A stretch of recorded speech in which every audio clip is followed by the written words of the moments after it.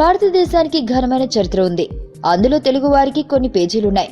ముఖ్యంగా ఆంధ్రులైన శాతవాహనుల కీర్తి భారత ఖండం నలుదిశలా వ్యాప్తి చెందింది.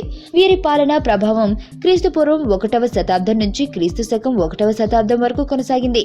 దాదాపు 400 ఏళ్ల పాటు పాలించారు. శాతవాహన రాజుల్లో ఆద్యుడు సిముకుడు. ఈయన దక్షిణ భారతంలో విశాలమైన ప్రాంతాలని పాలించారు. ఉత్తర భారతదేశంలో కూడా అనేక ప్రాంతాలు గెలిచారు. సిముకుడు తర్వాత శాతవాహన రాజ్యాన్ని కృష్ణవంశీ దాదాపు 18 సంవత్సరాలు పాలించింది. ఆ తర్వాత సిముకుడు తర్వాత శాతవాహన రాజ్యాన్ని కృష్ణవంశం దాదాపు 18 సంవత్సరాలు పాలించింది. ఆ తర్వాత శ్రీ శాతకర్ణి సింహాసనాన్ని అధిష్ఠించారు. ఈయన శక్తివంతమైన రాజు. దక్కన్ సామ్రాజ్యాన్ని విస్తరించడంతో విజయుడయ్యాడు. మగధ రాజ్యంలోని కొన్ని ప్రాంతాలను తన రాజ్యంలో కలుపుకున్నారు. అంతేకాదు పశ్చిమ ప్రాంతంలోని అనేక ప్రాంతాలని తన ఆధీనంలోకి తెచ్చుకున్నారు. విజయాల కోసం రాజసూయ, అశ్వమేధ యాగాలను నిర్వహించారు. అయితే ఈయనకు ఎదురు దెబ్బ తగిలింది. కళింగ చక్రవర్తి మహామేఘవాహనుడు అయిన కరవేలుడు తన సైన్యంతో దక్షిణాదిపై దండెత్తి అనేక ప్రాంతాలను తన రాజ్యంలో కలుపుకున్నాడు. దీంతో కళింగ శాతవాహనుల మధ్య పెద్ద యుద్ధం అనేక రోజుల పాటు సాగింది. ఈ పోరాటంలో కరవేలుడు గెలిచాడు. దీంతో శాతవాహనుల రాజ్యం కళింగ చక్రవర్తికి సామంత దేశంగా మారిపోయింది. కొంతకాలానికి శ్రీ శాతకర్ణి మరణించాడు.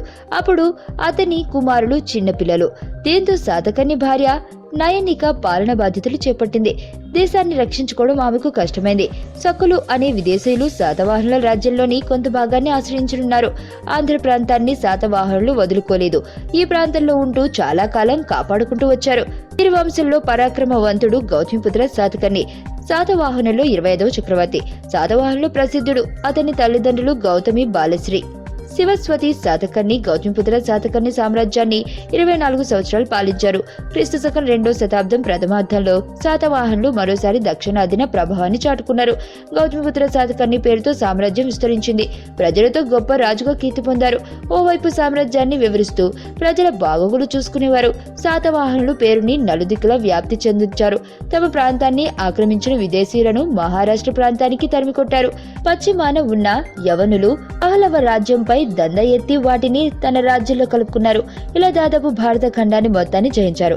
తన విజయాలను శాతవాహనుల రూపంలో పొందుపరిచారు. ఆయన క్రీస్తు శకం 104వ సంవత్సరంలో మరణించారు. ఆ తర్వాత ఆయన కుమారుడు వశిష్ఠపుత్ర పళుమాయి సింహాసనం చేపట్టాడు.